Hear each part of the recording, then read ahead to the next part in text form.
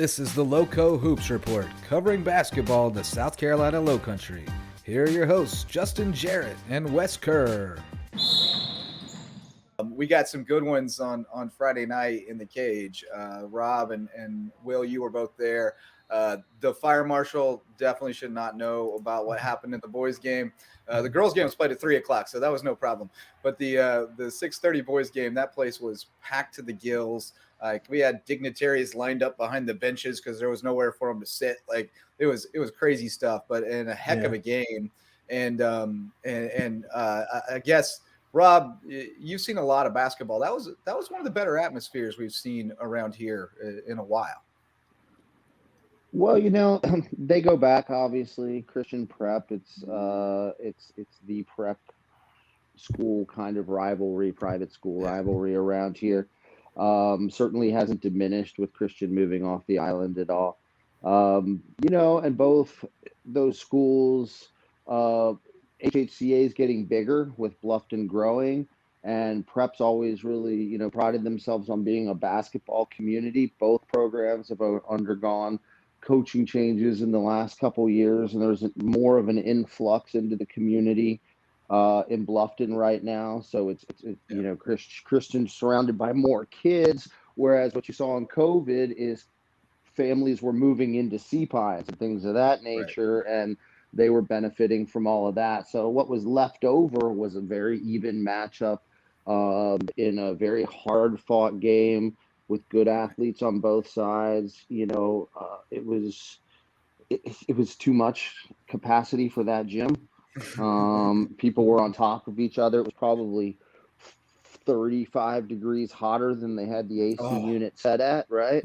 Or whatever. It was at least 25 degrees hotter for the boys' game than it was for the girls' game. At least. Sure. It was so hot.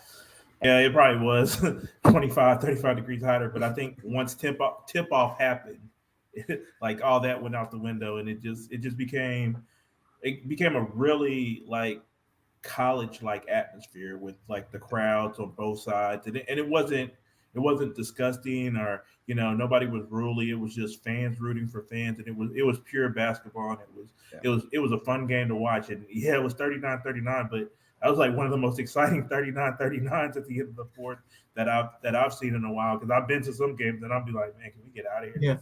This is bad. I caught the end of the May River Bluffton game, and it was pretty packed too. It was pretty exciting. Yeah, I didn't get to see the whole thing. I just caught the end of it. So it was a good battle. Tanner Macy and Gage Duncan were pretty impressive by the way they were able to connect and shoot the basketball. And Bluffton they hung around, but May River looked like they were the better team. They're a good team with a not so good record, I would say. They're a decent team. Yeah. Not so good record. Yeah, and I would say that Whitmore game plans very well. He always has a good plan, and it's just a matter of whether they're actually able to execute it or not. And sometimes the other team's just better, But I think they always are well prepared, and they're going to surprise somebody. They're going to beat somebody down the stretch in that region. Cost somebody a regional playoff or something, if they're just a team that you look on your schedule and you're like, oh man, I got well, if they get a little bit hot from outside, they can Kevin Blocker, they need him to get going. Yeah. If they can get a couple guys going from outside, then they could shock Lucy Beckham or James Island, I think. They almost had James Island. They almost had James Island. They had him on the ropes, so I actually had them this week upsetting James Island, even though I think they might go in and pull it off. They just played them so well last time, so what's the money line on that? Well, it started this week on Twitter. A friend of mine and a coach with Lowco women's basketball, Mike Keenan, had sort of didn't understand how some of the rankings were being compiled in the state.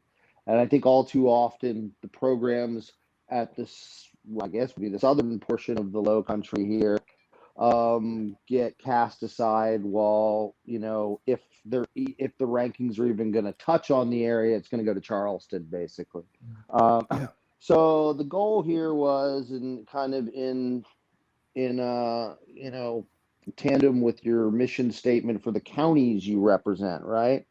At Lowco Sports, I was thinking maybe we should come up with power rankings, private and public. We've seen most everyone at this point in time, and come up with some sort of compelling way to rank everyone week to week based off of what we've seen, comparable scores, taking into account schedules, level of competition, things of that nature, and obviously talent pools that we know exist at those programs, and kind of see what we could do about having our own take, so that this area was represented. Part of the concept was to include the publics that were in regions that extended to Charleston. Those teams would be thrown in the fray as well.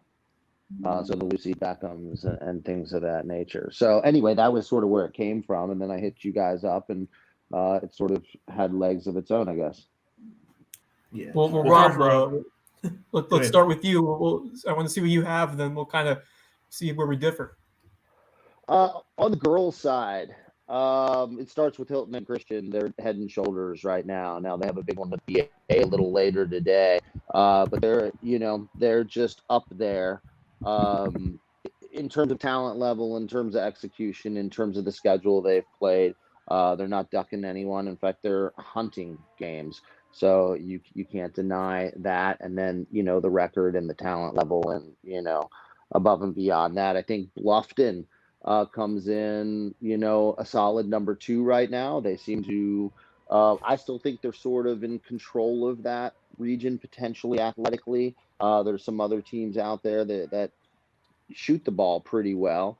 After, and they have high-end talent level, from Takoya through Amira at this point, and Maddie Washington's back. So that's all for the good for them.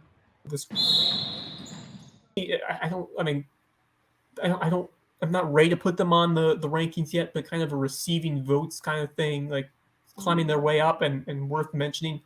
John Paul II, a really nice season for the Golden Warriors. Brady Mahoney's putting up some insane numbers, and that team is really gelled and is racking up some wins in Esquida. So another team I wanted to shout out because they're having an impressive start this year.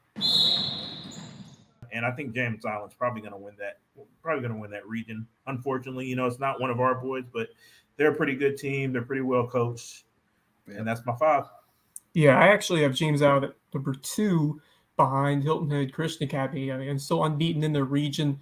A huge head-to-head win over Lucy Beckham to take first place at 5-0. And, they've had some resistance along the way, but they've cruised so far through a tough region. No game is easy. I mean, you look at Hilton Head, Bluffton, and Beckham. I mean, those games are very tough to pull out one after the other and then run that table. So props to James Island, the Trojans, for what they're doing so far. But yeah, I'm still on this Hilton Christian County team. That was a massive win to get that victory over your rivals. And, what a story that this group has been, because we saw some glimpses of it last year with Jason Gruckenmeyer, but getting some more pieces to add into that core of Isaiah Anderson, Caden Turner, and the development of Harry and what he's done this year. I mean, it's really all come together. Elijah White has been an absolute star this season. And I'm just really impressed by how far this group has come. I think maybe a couple weeks when that football team was eliminated a few weeks earlier than normal, gave them some time to, get things together. And then after that, I think they started to gel, and now you're seeing the fruits of that work and preparation really come to fruition here for this team. And I think big things could be in store. I'm really excited to get to that rematch as we get ready for Hilton Head Prep and Hilton Christian. That one will be on the island in the prep field house. So really excited. The student section should be lit over there once again, and the prep students, I'm sure they're going to be excited to get some revenge there. So I have James Island 1. They are. Yeah. See, now I'll say one thing about the eye test is I saw James Island one time and they did not look good, so I'm kind of poisoned against them. But body of work wise, they got to be right there, right? And they've got they got a really good point guard. Simmons he's legit. And the nail Yeah. kit is a problem inside too. Yeah. And they have good wins, right? Like you value the good wins, and also they're playing at a high level of competition. So I think when you're power polling, it's sort of like the JP2 girls thing. Like there's no way to compare them versus Publix by virtue of comparative analysis. James Island. I believe, were they the ones who took out Prep by 13 or 15 or something of that nature, or was that Lucy Beckham? I think that was Beckham. Beckham. Okay. That was Beckham. And James Island beat Beckham. So and James Island beat Beckham by 2, right? So I got James Island there. I kid you not, right now, I wouldn't know who to pick between Whale Branch, Estill, Wade Hampton, and actually the surging Ridgeland Hardyville crew. Ridgeland. Yeah, you got to put Ridgeland in the mix there too, because they just beat Estill. Yeah, so they just beat Estill. So that, I mean, and handily, like 15, right? Yeah. Yeah. So, and that's also like a really great story about to happen. Phenomenal story. Yeah, if that can start to really pick up steam, I would love to see something like that go down. But anyway, I think I'm heading out there Friday night to see Hampton and the Jags. That should be fun times. That's going to be a good one. That should be live. No two ways about it. So, either way, okay. So where was I? I had James Island. I'm going to go HHCA 2 because they just came off the big win there. Though I didn't really. I mean, I came out of that game feeling a little differently than you guys did. I felt like if everyone head to head was, I felt like it was, that was a really toxic, loud gym that favored it was split, but it favored the Christian side. So when you look at it in that way, like I didn't feel like they got, going back to Vegas terms, that home court bump at all out of it. And they still went to overtime with the team that lost Little Ben mid fourth quarter and didn't have Helms, who was essentially Harry 2 years older. Yeah, exactly. So like that gets to be a really even thing. Also, I hate to say it, and it's like sort of like the ugliness in the room that I don't think was mentioned, but most of the people I talked to after that game were concerned about the pace of that game. That was that should have been, that game should be encapsulated for reason we need a shot clock in South Carolina.